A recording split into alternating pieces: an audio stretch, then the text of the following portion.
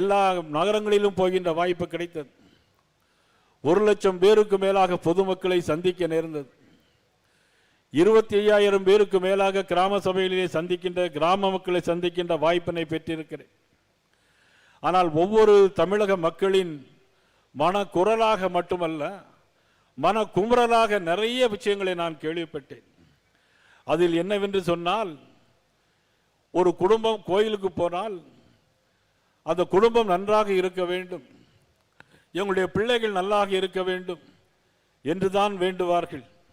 ஆனால் என்னுடைய காதிலே விழுந்த மனக்குமுறல்கள் மரக்குரல்கள் என்னவென்று சொன்னால், இந்த ஆட்சி எப்பொழுது வீட்டுக்கு போகும் என்ற குரலைத்தான் இன்றைக்கு எல்லா கோவில்களிலும் குடும்பம் குடும்பமாக கும்பிட்டுக் கொண்டிருக்கிறார்கள். இறைவா, இந்த ஆட்சியை திறக்கிற வீட்டுக்கு அனுப்பு, இந்த தமிழக மக்களை காப்பாற்று.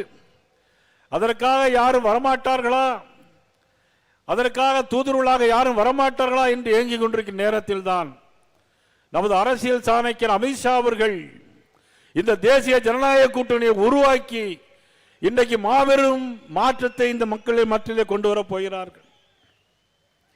கடந்த 5 ஆண்டு கால திராவிட முன்னேற்ற கழக ஆட்சியில் நாம் எல்லாம் மட்டுமல்ல, உலகெங்கும் வாழும் தமிழர்கள் அனைத்து பேருக்கும் இந்த திமுக ஆட்சி இந்த தமிழகத்தின் நிலை என்று கண்ணீர் வெடிக்க வேண்டிய நிலைமை வந்திருக்கிறது.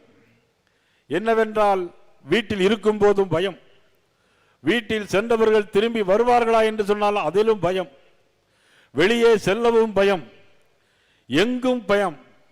காரணம், எங்கும் போதைப் பொருளுடைய மயம். இதுதான் திமுக ஆட்சியுடைய சுய நலம்.